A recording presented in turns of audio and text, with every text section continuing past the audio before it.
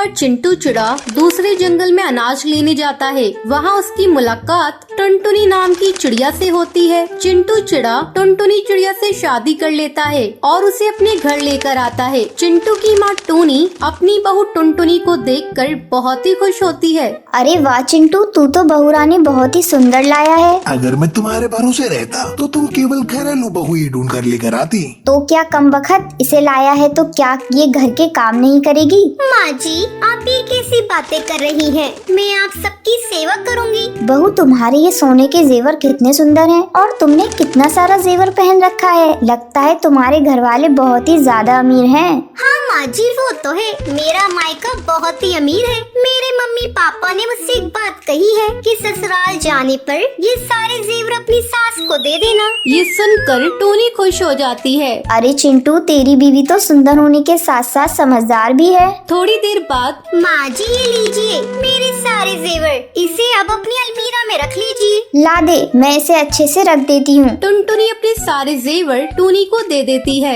अगले दिन जब टूनी सोकर उठती है तो वो देखती है कि उसके गले में गोल्ड चेन नहीं है। चिंटू, टुनटुनी इधर आओ जल्दी। क्या बात है माँ, सुबह सुबह किस बात के लिए शोर मचा रही हो?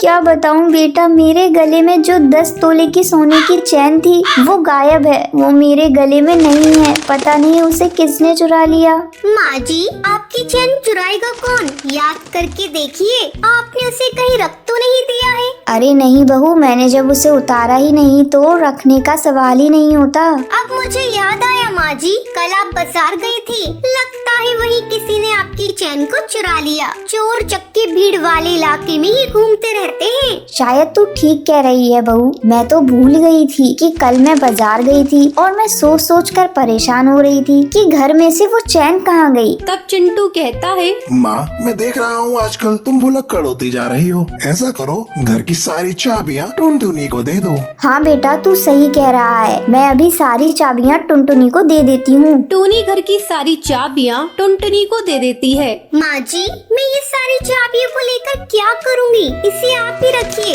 अरे नहीं बहू, इसे अब तू ही संभाल। देख रही है मेरी याददाश्त कमजोर होती जा रही है। इसी तरह कई महीने गुजर जाते हैं। टुनटुनी पूरे परिवार पर अपना विश्वास जमा लेती है। जब चिंटू एक सुबह अनाज बेचने के लिए जा रहा होता है तब उसे एक भी अनाज की बोरी नहीं मिलती। तब वो आकर अपनी माँ टूनी से पूछता है, माँ, आपने अनाज की बोरियां देखी हैं क्या? नहीं बेटा, मैंने तो नहीं देखा। बहू से पूछ ले, क्या पता उसी ने कहीं रख दिया हो। नहीं माँ, टुनटुनी को भी नहीं पता। तभी टुनटुनी वहाँ आती है। चिंटू, घर में सारा अनाज खत्म हो चुका है। आज ही मुझे शॉपिंग करने जाना था और आज ही आपकी अनाज की बोरियां भी खो गई। ये लो मेरा राशन कार्ड, तुम्हें जितनी शॉपिंग करनी है कर लेना। टुनटुनी राशन कार्ड पाकर बहुत ही खुश होती है और चिंटू अनाज लेने के लिए जंगल चला जाता है। अचानक जंगल में चिंटू के मोबाइल पर एक SMS आता है। वो घबराकर जल्दी से घर फोन लगाता है। तब टूनी बताती है, मैं तुम्हें अभी फोन करने वाली थी, किसी ने सारे जेवर चुरा लिए। माँ, ये टुनटुनी का काम है। उसने मेरे अनाज बैंक से सारा अनाज खाली कर दिया है। मैं अभी उसकी पुलिस कंप्लेंट करने जा रहा हूँ। चिंटू पुलिस स्टेशन जाता है। वहाँ कालू इंस्पेक्टर को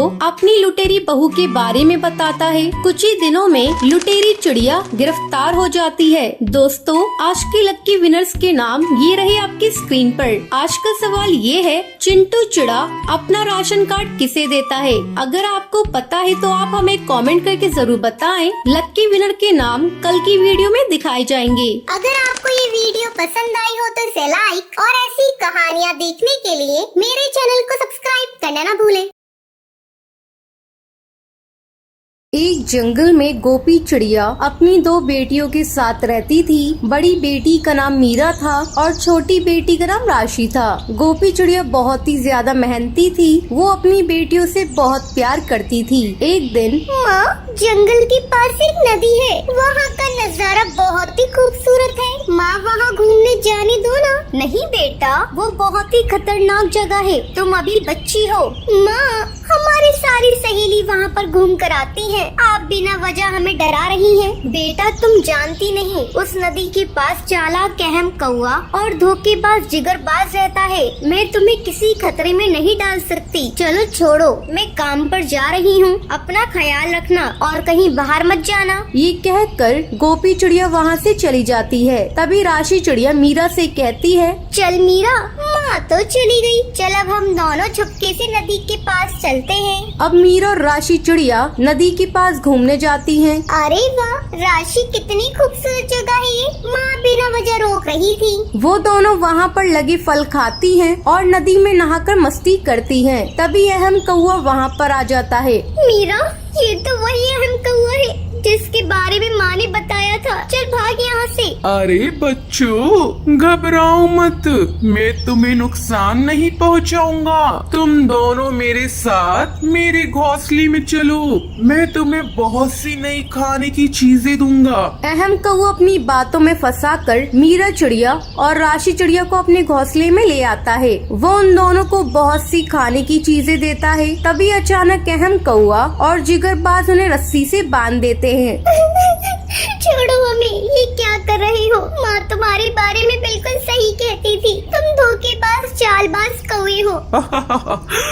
तेरी माँ बिल्कुल सही कहती थी। अब मैं और जिगरबाज तुम दोनों को मार कर अपना शिकार बनाएंगे। वो दोनों मदद के लिए चिल्लाने लगती हैं। तभी गोपी चिड़िया वहाँ पर आती है। ए बदमाश अहम कौवे और जिगरबाज, तुम दोनों मेरी बेटी को नुकसान पहुँचाना चाहते हो। मेरे जीते जी तुम दोनों इन्हें छू भी नहीं पाओगे। अब गोपी चिड़िया और अहम कौआ जिगरबाज की जबरदस्त लड़ाई होती है। गोपी बहुत ही ज्यादा जख्मी हो जाती है, लेकिन वो अहम कौए और जिगरबाज को मारकर अपने बच्चों को बचा लेती है। वो जख्मी हालत में अपने बच्चों को घर लेकर आती है। माँ, हमें माफ कर दीजिए, हमारी वजह से आप इतनी जख्मी हो गई। मीरा, राशि बेटा, मुझे लगता है अब मेरा वक्त आ गया है, तुम दोनों एक दूसरे का ख्याल रखना। ये कहकर गोपी चिड़िया मर जाती है। अब राशि चिड़िया और मीरा चिड़िया को अपनी गलती का एहसास हो गया था। तो ये थी आज की कहानी। क्या आपको पता है मीरा चिड़िया कहाँ घूमने के लिए जाती हैं? अगर आपको पता है तो आप हमें कमेंट करके जरूर बताएं। अगर आपको ये वीडियो पसंद आई हो तो इसे लाइक और ऐसी कहानियाँ देखने के लिए मेरे चैनल को सब्सक्राइब करना ना भूलें। राजकोट गांव दो हिस्सों में बटा हुआ छोटा सा गांव था। राजकोट गांव में एक तरफ सारे अमीर लोग रहते थे और दूसरी तरफ सारे गरीब लोग रहते थे। लेकिन सरकार ने उन सबके लिए एक ही पार्क बनाया था। चाहे अमीर के बच्चे हो या गरीब के, सबको शाम होने पर उसी पार्क में खेलने के लिए आना पड़ता था। लेकिन अमीर बच्चे